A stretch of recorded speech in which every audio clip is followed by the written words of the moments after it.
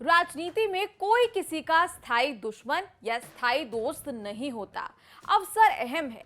राजनीतिक विचारधारा तो आती जाती बदलती रहती है। राजनीति के इसी प्रैक्टिकल रूल पर चलने की तैयारी कर रहे हैं गुजरात के हार्दिक पटेल। आजकल प्रशांत किशोर और सोनिया गांधी मिलकर कांग्रेस में नई जान फूंकने के ब्लूप्रिंट पर मीटिंग्स कर रहे हैं। नौजवानों को पार्टी से जोड़कर कांग्रेस को जवान करने का प्लान बन रहा है। उसी बीच 28 साल का नौजवान हार्दिक पटेल रोज कुछ न कुछ ऐसे संकेत दे रहा है कि ज्यादा दिन कांग्रेस में टिकना मुश्किल है। हार्दिक पाटीदारों के आरक्षण की लड़ाई लड़कर राजनीति में आए थे। राजनीति के लिए कांग्रेस चुनी, लेकिन अब उनका दम घुट रहा है। हार्दिक कह चुके हैं कि कांग्रेस में मेरी हालत वैसे है जैसे नए दूल्हे की नसबंदी करा दी हो। हार्दिक के ऐसे बयान के बाद भी कांग्रेस ने उनकी कोई खोज खबर नहीं ली। मेरी नाराजगी राहुल जी से, प्रियंका जी से नहीं है। मेरी नाराजगी स्टेट लीडरशिप से है। जो स्टेट लीडरशिप ईमानदारी से हम लोगों का उपयोग करना चाहे, वो उपयोग आज तक नहीं हुआ। हार्दिक ने न्यूज तक को इंटरव्यू दिया है। इंटरव्यू में दो इशारे हैं। एक ये कि कांग्रेस से उनका मन भर चुका है, दूसरा है कि बीजेपी के तौर तरीकों पर कांग्रेस को भी चलना चाहिए। हालांकि गोपी गागर ने जब पूछा कि बीजेपी ज्वाइन करेंगे या नहीं, तो हार्दिक सीधे सवाल का जवाब गोल मोल घुमाने लगे।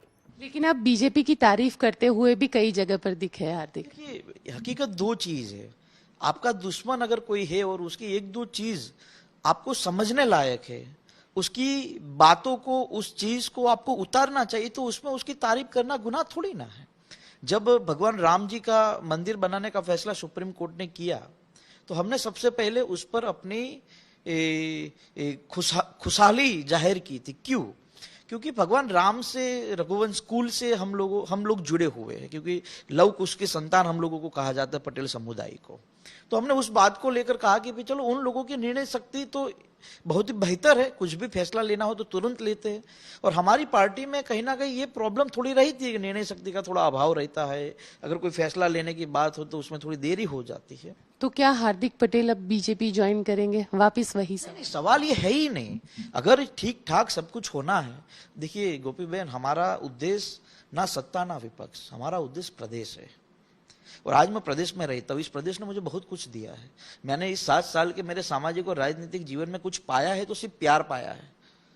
मुझ पर 32 केस है। मैं जेल में गया हुआ हूँ। मैं चुनाव भी नहीं लड़ सकता था, अभी सुप्रीम कोर्ट ने इजाजत दी है चुनाव लड़ने की।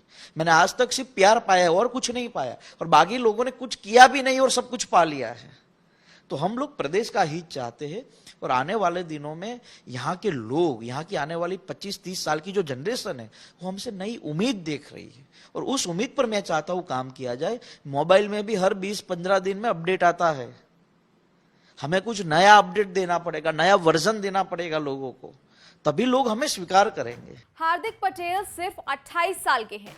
7-8 साल से राजनीति में हैं। बीजेपी के कारण खूब सजा भोगी, जेल गए, तड़ीपार हुए, आज तक चुनाव नहीं लड़ पाए। अब सुप्रीम कोर्ट से सजा माफ होने के बाद चुनाव लड़ने का रास्ता खुला है। हार्दिक और बीजेपी अब दोनों एक दूसरे के लिए पॉजिटिव दिख रहे हैं।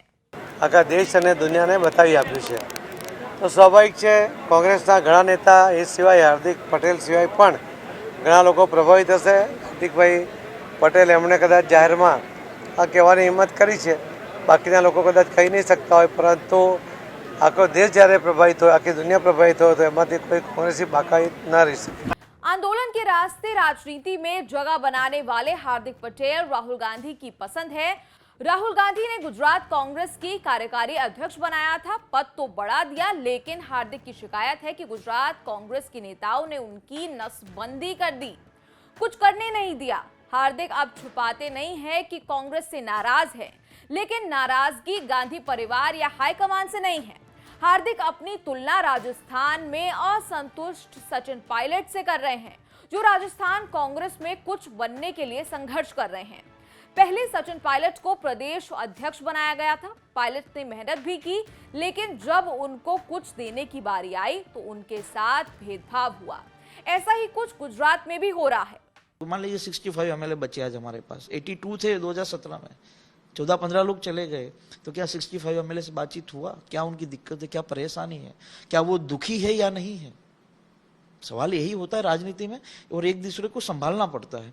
मैंने द्वारका शिविर में जब राहुल जी आए, राहुल जी ने कहा कि मुझे 25 लोग मजबूत चाहिए, जो लोग प्रदेश के लोगों के हितों के लिए काम कर सके, जिसको जाना है चला जाए। आपने कहा आप लीडर हो इसलिए आप कह सकते हो, लेकिन स्टेट लीडरशिप हर दिन ये नहीं बोल पाएगी ना कि जिसको जाना है चला जाए, जिसको जाना है चला जाए। ऐसे थोड़ी पार्टी चलेगी।